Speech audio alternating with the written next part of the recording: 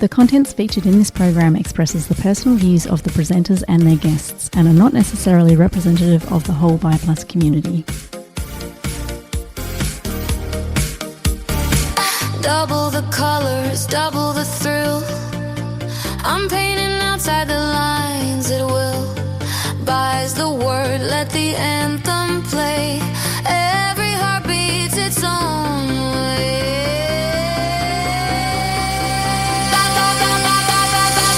I'm feeling alive. It's not a phase, it's how I thrive. It's love I see, not him or her, it's you and me.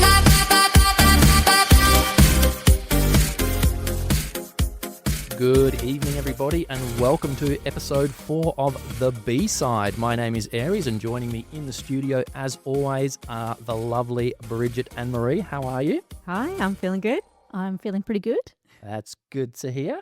And joining us a little bit later on will be our friend Sky, and tonight we'll be talking about OCD, identity, and the BiPlus mind. So this episode explores how OCD can impact the way we understand sexuality and gender, and how BiPlus, pan, and non-binary people often fall through the cracks of awareness and support. We unpack subtypes like sexual orientation, OCD, and gender identity OCD, and discuss how doubt and compulsion can erode self-trust and belonging. Can't wait to get into it. But before we do, as always, I'd just like to acknowledge the country that we're on, which is the country of the Whadjuk Noongar people. And we'd like to pay our respects to their elders past and present, and send respect out to any First Nations persons who might be listening tonight. Thanks for that, Bridget. So I thought this was actually a discussion that's really important. I've actually got a mental health background myself. I'm currently studying in that area. And I think just generally from a mental health perspective, bisexual and pansexual people actually tend to experience higher rates of anxiety, depression, and psychological distress than both heterosexual and gay and lesbian peers. So it is a really important conversation to be having. And today we're having that conversation with Sky. And the area of mental health that we'll actually be unpacking today is sexual orientation, OCD, or Obsessive Compulsive Disorder.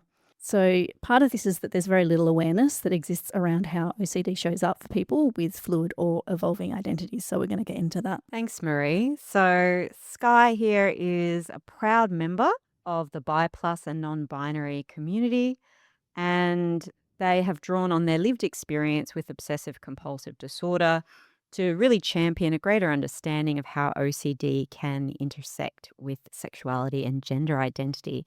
And that's included publishing an article entitled Bisexuality and SO-OCD, The Invisible Intersection, which has become one of the few resources addressing this topic. And I must say, I read the article and found it really, really fascinating. I'll be 100% honest, I had never heard of sexual orientation OCD, so I think I'm going to learn a lot tonight.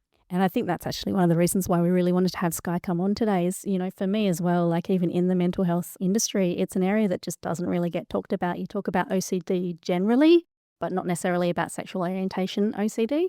So I think it's a really good thing to actually really understand that at a, higher level. So let's welcome Sky. Sky, how are you going? I'll throw another good on the pile, doing pretty good. Excellent. What can you share with us about your sort of experience with this? So for me, OCD has always been part of my life. My first memory at 3 years old is of me doing an OCD compulsion. I've had it depending in different periods of my life from mild to extremely severe. I was actually housebound for 4 years because of OCD.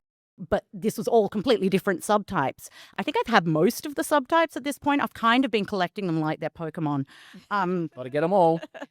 But when I did first experience OCD latching on to my sexuality and my gender, it was after I'd already entered OCD care.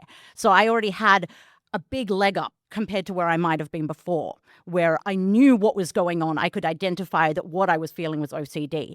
The problem came when I tried to look for any kind of assistance for that, and for SO-OCD, for a start, there's not much generally out there for anyone. It actually used to be called homosexuality OCD back in the bad old days of, I think, about 10 years ago, where it was only seen as someone who wasn't gay but might be scared that they were.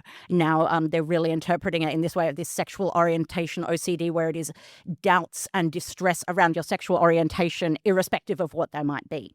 But that doesn't mean that there's any resources for bi people. And that, for me, was really hard because I couldn't recognize myself in the resources that I was finding, which was similar to sort of my queer journey as well, where I just couldn't recognize people like me in the stuff that I was seeing. And my therapist didn't understand, why it was so different for me to experience this as a bi person. And that all made the OCD so much stronger. And that's one reason I wrote that article, which I believe increased the total number of resources for bi people with SO-OCD by 20%. That's how few Wow. there are. And, and that sort of really highlights the reason why it's really important to actually sort of talk about this is because there is such a lack of understanding. And I think sometimes, it is a case of, people may be experiencing this, but not recognizing that that's necessarily what it actually is, because it is such a rare thing to actually be able to find those resources and then identify that that might be what you're actually, feeling as well. Would you agree with that, Sky? Completely. And I think that's going to be the case for OCD in general, because it is so underdiagnosed, and then for SO-OCD in general, and then even more so. It's like a niche of a niche of a niche. And again, it would have been so different for me if I hadn't gone through that 10 years before and I wasn't able to identify it, because I wouldn't have had a hope of trying to work out what it was back then. Absolutely. Now, you were sort of talking a little bit about your journey of sort of finding, I guess, your sexual orientation and also gender as well. How much of that has actually kind of really been influenced by, I guess, the prevailing kind of idea of heteronormativity and I guess compulsory heteronormativity, which others, some people kind of refer to as comphet? That was a huge thing. Now I've found that name, but I found that term as part of trying to search for answers about my SO-OCD. The situation I was in was I was actually comfortable in my bisexuality prior to that and have been for some years. And then I developed a crush on a girl for the first time since working out that I was bi. And I had a husband, so I wasn't doing anything about that. But all of a sudden, it brought up all of these fears. And one thing that we notice, particularly for bi people with SO-OCD, is they get the fear that they're no longer attracted to the gender of the person they're with. And that's because, OCD goes after the thing that's higher stakes. That's inherently higher stakes. So I wasn't sitting there freaking out, oh, no, I might not be bi. It was, oh, no, I might not be bi. I might be a lesbian now. That would mean I would have to divorce my husband. I would lose all of this. I would my entire life would just change as I know it. So it really was going after everything about my identity in ways that I hadn't necessarily thought of before that.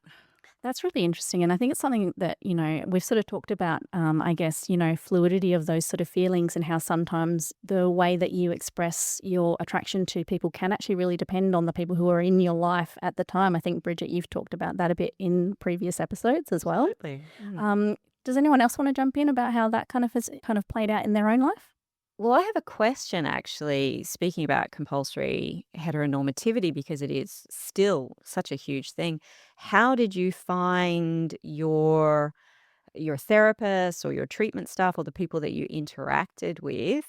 Did you find they were enacting compulsory heteronormativity and how they reacted to your experience? Or did you find that people were quite open these days? I didn't really have any negative experiences, but part of that was because I had previously had security in my queer identity. It meant that I was actively seeking out therapists who were queer affirming anyway. So again, it's like, if that happened at another point in my life, it would have been really likely maybe that someone would have been pushing these compulsory heteronormativity ideas without even necessarily being aware of it, but I sort of escaped by having done my research beforehand. I think that's so important, isn't it? But it's exhausting as well to always have to do your research and always have to try so hard to find people that will understand your experience and not invalidate it. And to have to train your therapist, which is very much what I, even with SO-OCD, I was the one coming to my therapist saying, here's the problem I'm having. These are the treatment ideas I've thought up about it. Do you have anything else? And they kind of didn't. So it was, to a certain extent, I was just treating myself. And I think across the board, just generally, therapists and, people in those care kind of capacities that do actually have that personal experience or even, cultural competency with LGBTQIA plus community generally, but specifically bisexual and gender non-conforming, there just seems to be a bit of a lack of that, especially here in Perth. So, those ones that do it really well, they're booked up well and truly in advance. And it's really hard to actually find people that not only will be available, but then once you actually do get in to see them, will understand understand as well. Because you've recently kind of come over to Perth, just in the last 2 years. Yeah, I moved back to Perth from 13 years overseas last January. I actually see a therapist based out of Brisbane, so I can't speak to the Perth situation, but it was very much me having, again, like, fantastic that I have the capacity to be able to do all my own research and find the person who will work for that, who will work with my autism, who will work with my queerness. But it shouldn't be our job.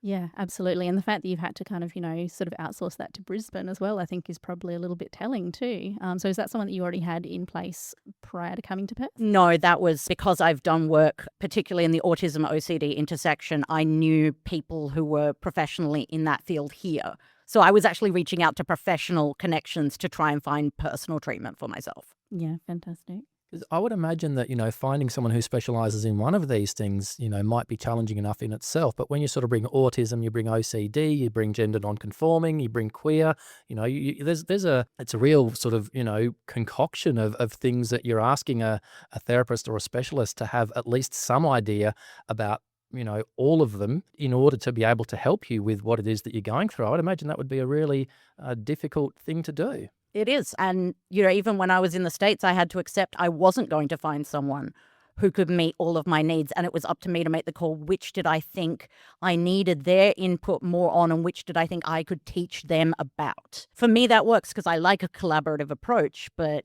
it's a big ask for a patient who may be, particularly someone with OCD that's more extreme. They may literally not be in a position to do that kind of work, to get that kind of help. Yeah, because that takes effort in and of itself, right? So like, you're not in a position to actually sort of really advocate for yourself for those things. That can put people in a real position of disadvantage if they can't actually do that. So it's great that you're so well looked after now, Sky, but I can imagine that's like a real credit to your own resilience and, actually being able to advocate for yourself too. You've made me silent because you gave me a compliment and I don't know how to handle that. Sorry about that. I think it's really important to point out as well that even finding any kind of mental health support can be incredibly challenging these days. Resources are so scarce on the ground. It can take an incredibly long time for people, even in quite extreme situations, to access the support that they need. So some people may feel that they sort of have to take what they can get. And I found myself asking those questions, if I thought I could try and find someone, or if I should try and settle for what there was here. But it's difficult. Like, it's not easy for anyone. Absolutely. And I guess it points to a lack of resources, there's a lack of mental health resources anyway, right? But again, there's got to be a real lack when it comes to dealing with niches like the ones that we're talking about. Mental health is coming a really long way in a sort of a relatively short space of time, but it's also not fast enough. Mm-hmm. I can remember only a few years ago being on a Centrelink payment and wanting to get a mental health diagnosis so that I could not have to look for work, because that was just like far too overwhelming for me.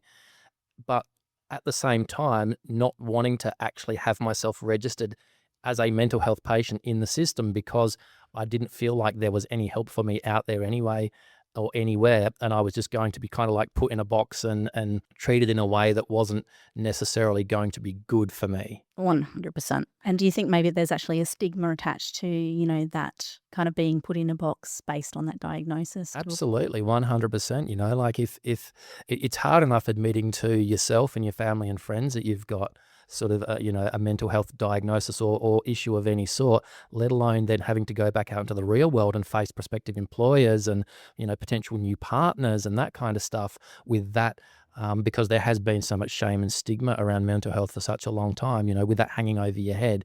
It's I would imagine it's a very, very tricky thing to do.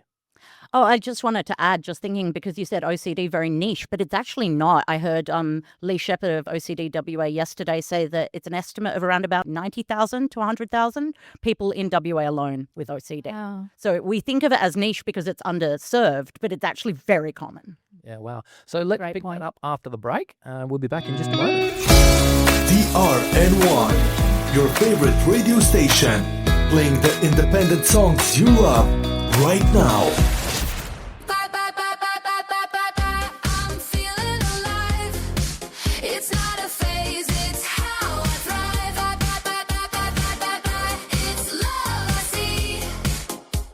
Welcome back to the B-Side, Perth's Bi Plus community radio show. We've already had a really good discussion, but let's slow it down a bit for listeners who might not be familiar with some of the basic terms that we're using here. So let's make it really basic. What is obsessive compulsive disorder?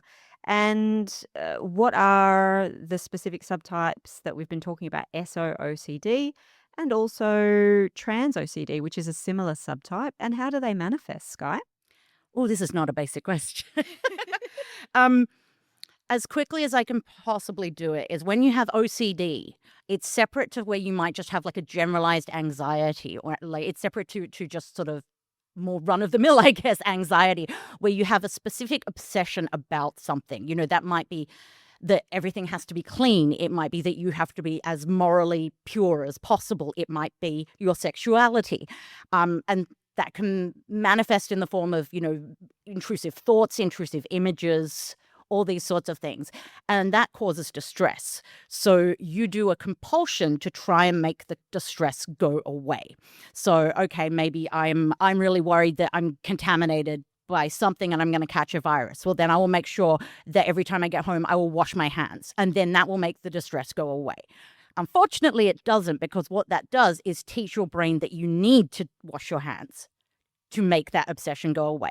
And so it ends up in this like endless cycle that keeps digging itself deeper. So maybe after a little bit, you have to wash your hands 3 times. Maybe after a little bit, you have to wash your hands 10 times. All of a sudden, you're not leaving the house. So it really is this cycle of behavior that you need to interrupt when you're doing therapy around it. So it's debilitating, right? As opposed to, just general sort of anxious behavior. This is behavior that has a palpable negative impact in your life and well-being and potentially happiness, I guess. Absolutely. Like I said, I was housebound for 4 years with health OCD, where I was getting OCD symptoms misdiagnosed as physical and then being told I had to be not leaving the house because they would get worse, and it just kept going on and on. There are so many different subtypes. Like anything that you value, OCD can go after. A really awful one is POCD, which is people who become convinced that they want to abuse children, even though they completely do not.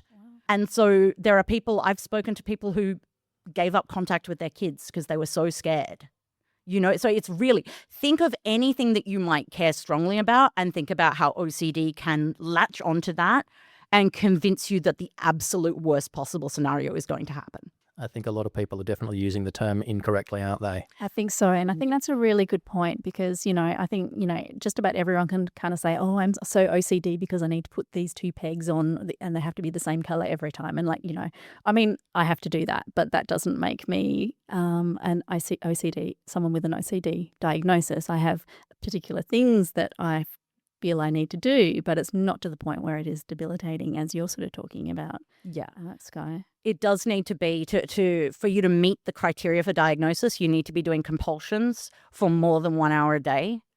If you're getting up to like severe OCD territory, that's looking at like compulsions maybe between 3 to 8 hours a day, and then beyond that to 8+ hours. There are times in my life when I've been doing almost 24/7 compulsions. Wow. Doesn't leave a lot of time for anything else, does it? Not really. Can anyone else actually relate to this in terms of, some of these compulsions? I know no one else here has an OCD diagnosis, but I think it is important to actually kind of really understand the difference between, someone who has, a behavior that, someone might title to be OCD, but it probably doesn't actually really warrant that label, right? I mean, I have compulsions related to anxiety. So I think it's probably an interesting line to draw because I think a lot of people would be perhaps like me in the sense that I'm a picker. I pick at my nails constantly. I bite my nails. It's a lifelong thing. I have to be constantly doing something with my hands. It's my way of managing any feelings. I also have a lot of compulsions around fear of forgetting things. So, and of course, that's incredibly common, right? So you have to check everything 3 times, 4 times. I know it's there, but then I somehow feel like it's disappeared out of my bag. So I have to go back. I look again. I have to touch. I touch the keys. I touch the laptop. So it's something that certainly is annoying and it's a part of my life, but it's not reaching that point of being debilitating. And I think also it comes from somewhere else, right? It comes from that general anxiety rather than I need to do it to ward off a particular consequence. I will say, at the risk of getting off topic, co-occurring OCD and ADHD and also OCD and autism are things we see a whole lot. And it's particularly with ADHD where you're so used to you actually losing stuff all the time that you create these sort of OCD-like behaviors in an attempt to cope with that. I will say I do lose and forget things a lot. Exactly. And so I think for me, that's where a lot of my OCD, my early themes came from, was sort of my brain using OCD as a way to try and regulate what else was going on in my brain. And so I think, whether it's intersection with other, neurodivergences or intersection with sexual or gender identity, I think there can be a lot of overlap and a lot of fluidity there. There's so much overlap in our community. Mm-hmm. Something I've really noticed. Yeah, definitely. I mean, neurodivergence and bisexuality or bi plus, identities, there's a huge intersection there. I mean, we'd need to look at the exact statistics on that, but from a perspective of just, talking to community here in Perth, the majority of people who turn up to our events, the majority of people who are posting on our pages and, that kind of thing, most of them will be, either autistic or ADHD of some description or both. So, yeah, it's definitely a big part of it. And that is one reason I think it's important to talk about OCD in queer spaces, because when you do have two groups of people who are much more likely to have OCD, this is a fantastic place for us to be talking about that and raising awareness for queer people who maybe aren't aware that that's something they have going on. Absolutely agree. So, Sky, we sort of talked about OCD more generally, but how does SOCD and trans OCD manifest? So SO-OCD is any sort of doubt about your sexual identity. It might be, I know I'm straight, but I am consumed with this anxiety that I might be gay, or vice versa. Or it might be, I don't mind what my sexuality is, but I need to know for sure. It's anything where you're attempting to gain certainty about your sexual identity, and your OCD is throwing all of that into doubt. And it's worth noting, it's not homophobia. There can be some overlap there, but very often people who are experiencing this, they're not coming up from a place of, I don't want to be gay or I don't want to be bi because that's bad, but that's not right for me. That might mean I have to leave my partner. There can be all sorts of reasons why. And again, it doesn't have to be that you don't already know your identity. Like I said, I was very comfortable in my bi identity for several years before the OCD came up and threw all of it into doubt and said, none of that past certainty matters. Now you have to be sure because of and it will come up with anything to try and get you to do what it wants to do. So for me, it was all of these fears that were going around and the feeling that I needed to know for sure what my sexual identity was. And so some of the compulsions that were going on, I had a lot of rumination. I was just thinking about it all the time. I was compulsively researching. Googling is one of the biggest compulsions for OCD people these days. Trying to find niche stuff that would explain, and that's where part of, trying to find information about SO-OCD, I was trying to find something that looked like it would apply to me, because the stuff I was reading read very monosexual. So my OCD would say, well, that doesn't apply to you. That can't be real. No, what you're experiencing is real. This is actually, the arguments that it will come up with are never ending. And so it would also be posting to queer groups, asking if anyone had experienced this. A lot of research of compet that we mentioned earlier, trying to work out how that might have factored in. It could also look like Googling pretty pictures of women and pretty pictures of men and trying to work out which one made me feel more. And that can be a really common one as well. So it's anything that you're doing to try and gain certainty, but all you're doing is really pushing certainty further away. So it's almost trying to test it in a way. Very much that. Yes. And trans OCD is kind of a similar thing, where you have a doubt about your gender identity and you feel the need to try and work out for sure what your gender identity is, or else. There is always an or else. How does anyone do that? Well, that's exactly the thing. OCD tries to convince you that certainty in any of these fields exists, when it kind of doesn't. And that was, part of what I was having reading in queer forums, reading by people saying, oh, it's the bi cycle. This happens all the time. This is normal. See how you feel about women and men in 6 months and people of any other gender or whatever. But that was the focus in my head at that time, because I was so concerned about my marriage. But of course, OCD is like, well, you can disregard that. That doesn't apply to you because blah, blah, blah, blah, blah. Guess what? In 6 months, I still liked everyone again. It had completely changed. How do you know then that thoughts are your OCD manifesting as opposed to any other, I guess, doubts that anyone might have? Unfortunately, I would say the answer is psychoeducation. It's something that I learned, that I was kind of taught how to do, and I got much better at over time. Now I can very clearly tell. But at the start of my therapy, I couldn't. And for most of my life, I absolutely couldn't. Because if you don't know it's OCD, you don't have that piece of power to say, okay, I know that this is just OCD and I'm going to respond to it in this way. All you've got is the voice telling you it's real. It kind of sounds like it's the difference is where it comes from too. When it's coming from a place of fear, consequence, comparison, all of those kind of things. I think that's very different to just an internal doubt, maybe. Would you agree? I'm very much not the expert in this Yeah. area. Do you think that's maybe the difference? I think that's definitely part of it. But you can have a fear versus like an obsessive compulsive fear, and it can feel different. But also, it's things like, usually we say if it feels good in any way, then it's not OCD. And that's a really important thing to note, particularly when you're dealing with, say, autistic people or people who are, stimming in the way you kind of mentioned with the fingers. It's like, well, if that's something that brings you relief, then you're good. But OCD is ego dystonic. So it's always going to go against what your values are. And so that's a way to look for it as well. Like, is this something that's really going after my values? If so, then I will be suspicious of that thought. Sorry, Sky. No, please. What was it? Ego Ego-dystonic. dystonic. Do you mind clarifying that one for listeners? So it means that it means it's going against your values. Yep. So if your values are that you I'm trying to think of if you really value love, then your OCD is going to target your relationship and try and tell you things, but they're not in line with your values. They're not in line with what you want. Interesting distinction there. So you've sort of talked about this being a bit of a cycle, I think, in a few of in what you've been sort of talking about. What does that actually look like for you in your life? In general, or for SO-OCD? SO-OCD probably, yeah, because I think that's sort of really the one that we're trying to pin down today. That's the problem, because I haven't had it for a couple of years, thankfully. That the thing with OCD is like it will always find something new to land on it. It just happens not to be landing on that for me at the moment. Yeah. But it really was. It's that feeling. How I used to describe it is, when you've lost a tooth when you're a kid, or you're almost losing a tooth, and you can like waggle it with your tongue, and you shouldn't because it will only make it worse. But you can't stop yourself from waggling it. OCD feels like a tooth loose in the world. It's like it's that feeling of something being off, but like for the entire universe or for the entirety of your own head.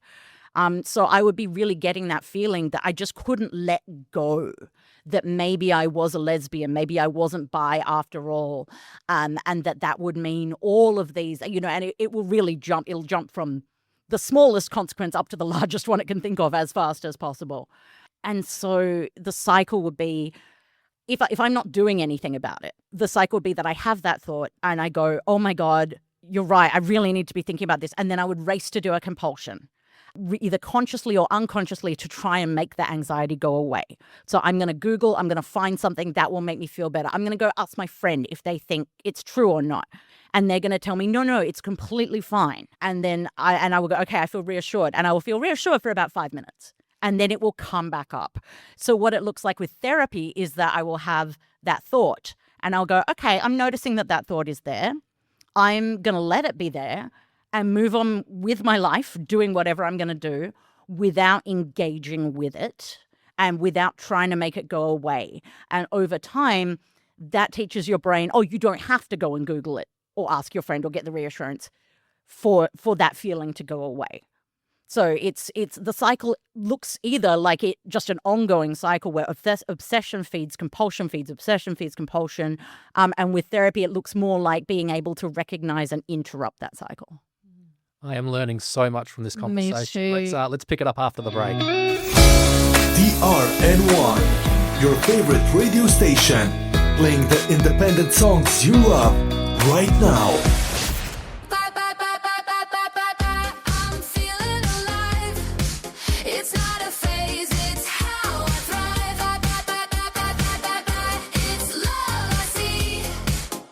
Welcome back to the B-Side, Perth's Bi Plus community radio show. And we've just come back from the break, and we have been talking a lot about SO-OCD. One of the things that did come up for me when we were sort of looking at this and coming from a mental health background is sometimes diagnoses and the labels that go with that can sometimes be a really good thing, but often they can actually be also a bad thing in terms of the stigma that's attached to that. And we sort of talked about that a little bit before. But I guess sometimes, those labels can also give us language, but, that diagnosis, can validate, but it can also erase nuance if it's not handled with care. So I thought we just might sort of, jump off and sort of talk about that a little bit. So, Sky, how have the labels and diagnosis affected your journey so far? When it comes to OCD, it's been uniformly a good thing. And that is mostly what I've seen from other people doing work in kind of the OCD field. Particularly, it is the average onset of symptoms to diagnosis time for OCD right now is 17 years. That's huge. So you're looking at groups where people have been struggling for so long with it. I mean, it's not that there isn't stigma, but for me, at least, having the stigma of the OCD diagnosis is massively outweighed by the positives of having that diagnosis and actually knowing what's going on with me and having a path to treatment. So it really, I don't know. I don't have a nuanced take on this. I think labels are good. I mean, that's been great for you. Yeah. So in terms of the labels of your bi plus identity and also your gender, how has that actually kind of then influenced things with your SO-OCD? Has that actually kind of interacted in any way? Not so much with the SO-OCD, because I was already very secure in the bisexual, and it wasn't a matter of me going, do I think pansexual fits me better than, but it was a very clear change that my SO-OCD was trying to convince me of a much bigger change. But with my trans OCD and my OCD around my trans identity, that was very much a thing because I found I had sort of gone my whole life thinking, well, if I had known what non-binary was when I was a teen, then I would have done that. But for the grace of God, go I. It's too late now. And then one day I stumbled across the term demigirl. And I was like, oh, I can be trans and still identify partially as a woman. That's an option. And so for me, that label, it's not the label I use now, but finding that label and having proof that that existed and was a concept absolutely changed my life. And I wouldn't have that without that label. But at the same time, when you're just starting to explore your gender and there are 50 billion very precise terms for gender on the internet, your OCD can really go after that and tell you that it's very important that you work out very specifically which one of those it is. Otherwise, it's wrong. You have to, again, it's that push to try and identify something without any doubt, which isn't really feasible or sensible or healthy when it comes to your gender identity. Especially when these things can be so fluid anyway. I mean, often, we talk about it as a journey because often it isn't stationary, right? So, I guess that can be really challenging when you're trying to really pin that down to something so definitive and really trying to stick to that. And then any doubt that comes in can really really make you spiral, maybe? Is that kind of how it would? Yeah, it just leads to more and more of this frantic trying compulsions to try and gain a sense of certainty instead of tolerating that maybe there is some uncertainty and that's okay. And your gender identity can be accurate to what you're feeling that day or that year, and as you say, it's a journey and it can grow, but it does. I will say having OCD took a lot of the fun out of my gender identity journey. Oh, that's a shame.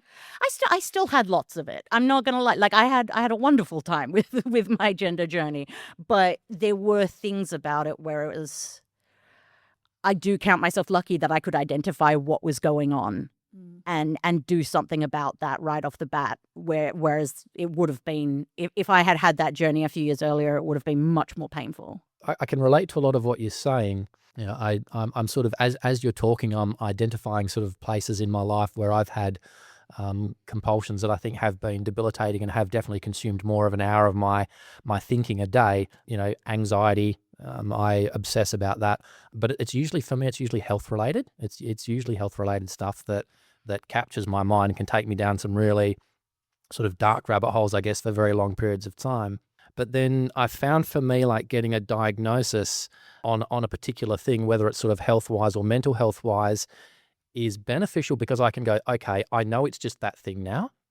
But when there are so many different things that it could be, like with you, and you can't even narrow down what the one thing might be, that would be like such a challenging thing to try and navigate, I would imagine. Yeah, and I mean, I have had that with health where it's actually gotten very complicated where I had about 6 to 7 diagnoses that we realized after several years were completely inaccurate. It was difficult because it was sort of being enabled by doctors, but a lot of that was me on Google for many, many, many hours trying to piece together the puzzle. And it's natural, of course, you value your health. You want to understand what's going on with you so you can treat yourself, but you end up doing it in this way that becomes very self-destructive. So all the subtypes we've mentioned today with OCD, we sort of categorize them by theme, but by and large, they work in exactly the same way. So it might be uncertainty or doubt around your health. It might be around your identity, but usually the way you treat them is pretty much the same. And having an incorrect diagnosis too, I mean, that just adds a whole nother layer of complexity to it, right? Like a confirmed diagnosis, you can go, okay, cool, yes, it is that thing. An incorrect diagnosis would just leave you like feeling like there's no solid earth beneath your feet. And I think also the interventions that would come with that diagnosis as well. If you have been misdiagnosed, then it means the interventions that you're potentially trying to chase after and, implement into your life and that kind of thing aren't necessarily going to be helping you in the way that they actually need to. And it's only really once you do get, that correct diagnosis, yes, it maybe comes with that label, but, it's actually about what you then do with that label and the help that you can get. I think that makes the big difference.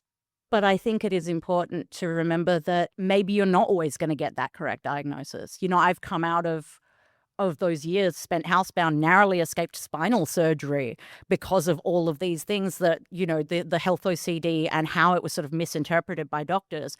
And now I actually don't know what conditions I have. And we've kind of just had to accept that it's better for me, for my well-being as a person, to not try and hunt down an accurate thing and not to continue medicalizing all these things about myself, but instead just to try and live my life as best I can. And that might not be the right answer for someone else, but that's where it is for me. And it comes back to just tolerating the fact that you don't always have all the answers.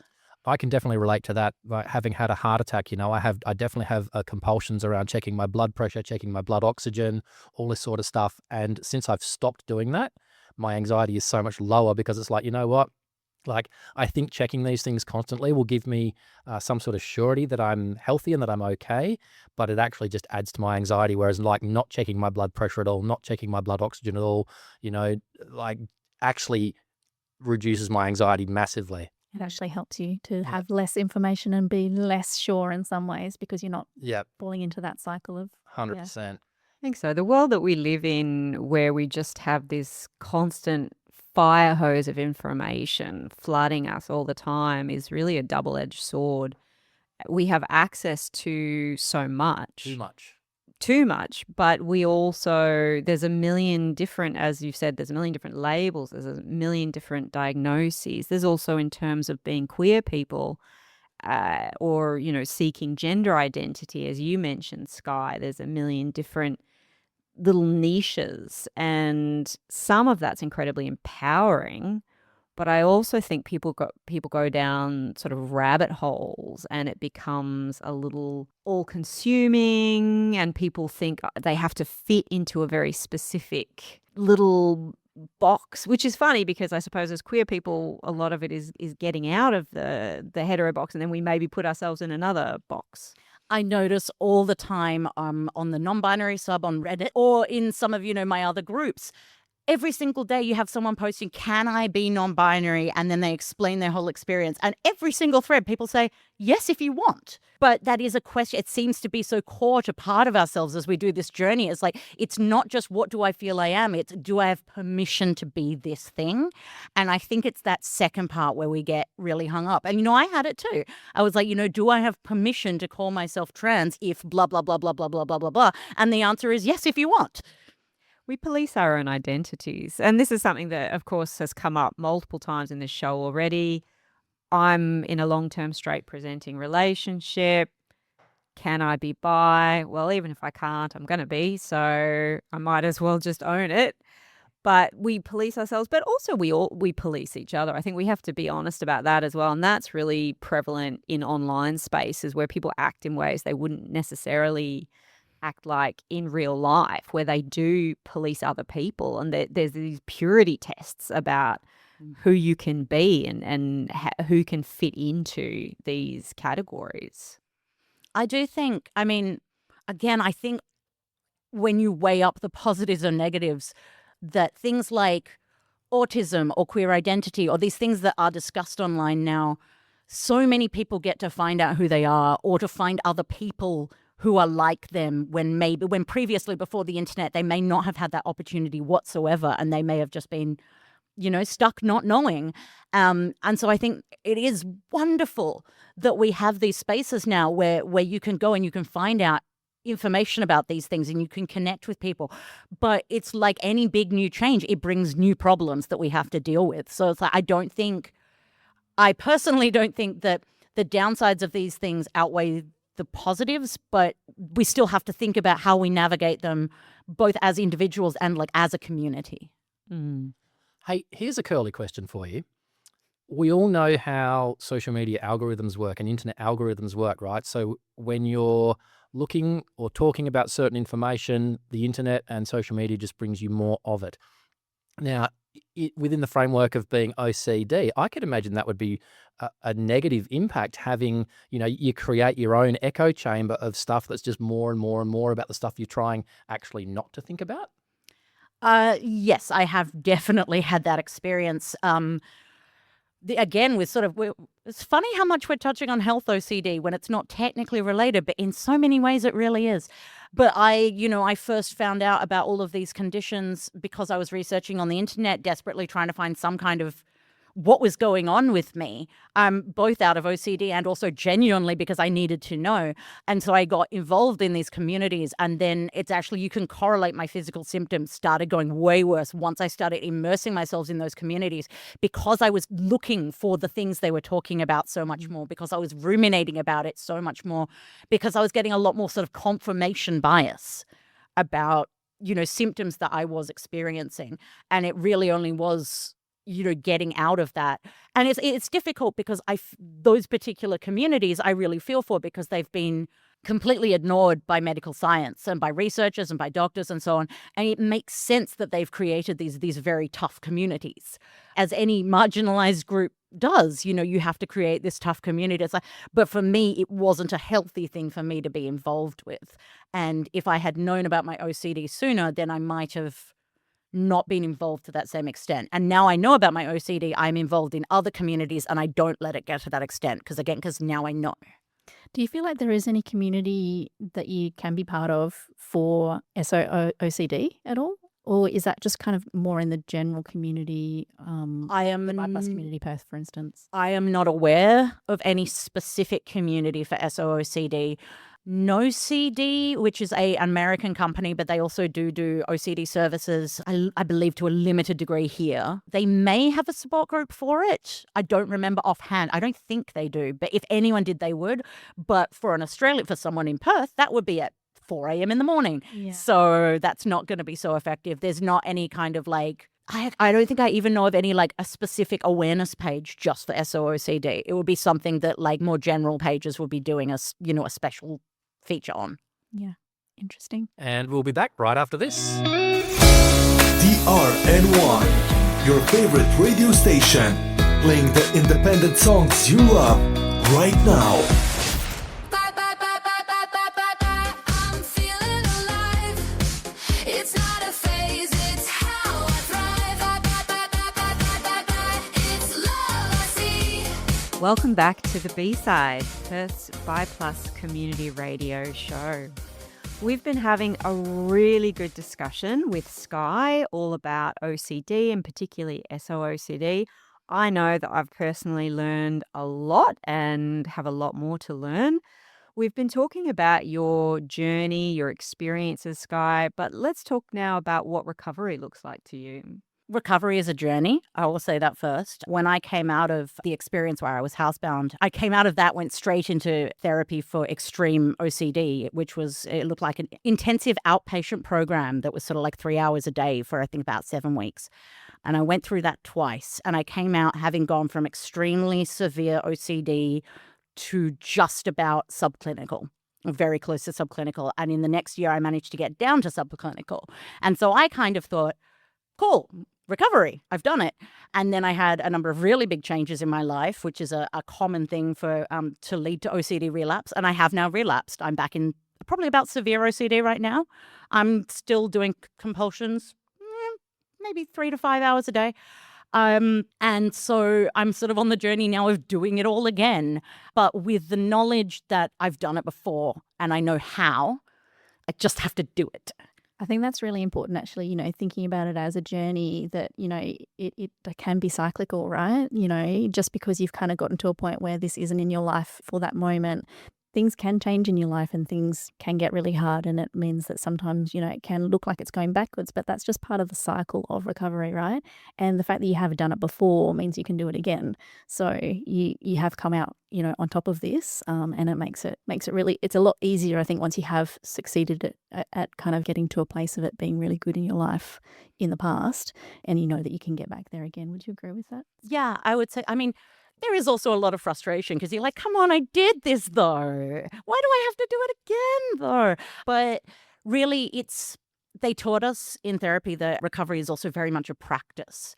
And I remember one of the big things coming when I was first sort of down, like I'd made big strides in the OCD and I was kind of like, well, when does this become easy? When is this not something like a life practice that I have to live by every single second of every day? And they're like, eventually, few years, maybe, give it time. Yeah. And so it is sort of, you do never get better from OCD. It is a chronic condition. You will be lifelong. You can be subclinical for most of that time, but you don't get to have like, you draw a line under it and go, that was done. That's something you always have to change, be prepared to do that ongoing work of changing how you think, I guess. Yeah. And being alert to when those things, and maybe if it's getting a little bit worse, then you do some relapse prevention and you try and manage it.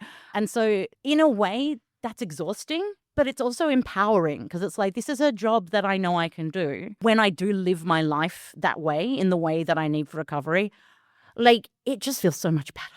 Yeah. And having those resources and tools and the education is really key, right? And Aries, I think you've been quite inspired perhaps to seek out some more resources after hearing Sky's story. You found that some things really resonated with you? Yeah, absolutely. Less so on the, sort of, I guess, sexual identity side of things or the gender side of things, but definitely for me, I am diagnosed with CPTSD, so complex post-traumatic stress disorder. But I have throughout the course of my life, I just, I'm thinking back during the break to a time in my early 20s where my body weight got down to 61 kilos because I'm emetophobic, which is paranoia around vomiting, fear of vomiting. And I just wouldn't eat because I was so worried that every single thing that I ate could potentially lead to food poisoning and then me spending, a night hunched over a toilet bowl, which is like absolutely my worst fear. Like you can hear my voice starting to like croak up just thinking about it. And then it's interesting hearing you talk about it. Sort of, it latches onto different things, and so I've had the emetophobic thing like really be debilitating and consume my thoughts for many, many hours a day, to then going into severe anxiety, like housebound level anxiety, housebound level depression, and now since I've had a heart attack, I've self sort of isolated, I guess. Like, and Marie, you would know from our time together that I'm scared to leave the house sometimes because I'm worried about having a heart attack if I'm too far away from home. It's silly because there's probably no more safety for me at home than there is walking around the park or going to the beach or going out for dinner. But for some reason, I convince myself that the only place I'm safe is at home. And that was part of your compulsion, that you need to kind of do that routine of staying within that certain, So I guess in our discussions prior to coming here tonight, I was like, oh no, I'm not legitimately OCD, I just have some behaviors. But now listening to Sky talk and actually thinking deeply and properly about my own past and history, it's like, shit, I actually have some seriously OCD and have had some seriously OCD compulsions and negative ongoing impacts in my life that I could do with probably getting some help around. So, Sky, where would the resources be that we could actually look into? So a friend of mine, Dr. Lee Shepherd, has founded OCDWA. It's like a couple of years old. No, 1 year old, I think. And there really hasn't been too much before that. But right now, that's the place to go. They're still setting up everything that they're looking for and that they're hoping to offer. But I believe support groups is one of the things that's coming up soon. So if you Google OCDWA, you should be able to find them. Other resources, if you look at nocd.com, they've got tons and tons of articles. That's where my article on bisexuality was published. So if you're just looking for information there, that would be a great place to go. And I guess apart from that, iocdf.org will be another good one. And then I would just say, if you think you might have OCD, set a timer. Maybe just research for 10 minutes and give yourself a break. Don't go into the spiral of researching too much. And if you can stop after 10 minutes, you're probably okay? Not necessarily. Sorry, I'm oversimplifying. But thank you so much, Sky. It's been so informative. We've all learned so much. And I know that people listening, I'm sure that it's really resonating with a lot of people who are listening as well. Thank you so much for having me here. I thank you for giving me the opportunity to rant about one of my favorite rants. Oh, well, I think it's it's information that we all needed to hear, I think, and I'm assuming there'll be a lot of people out there in podcast and radio world that have gotten a lot out of this discussion. And we'll pop those resources up on the Bi Plus Community Perth Facebook page. Oh, I just wanted to say it's OCD Awareness Week. Heads up. Hey, perfect timing. Yes. And we are very aware, or more aware. Definitely much more aware than we were when we came in. So thank you for that, Sky. I think, one of the things is, and one of the themes that kind of came through from what you were saying is like sometimes actually having that, your identity validated and, that kind of thing in community is something that potentially can actually be really helpful. So, actually being part of community here in Perth with Bi Plus Community Perth potentially might have actually helped in that process a little bit. What would you say?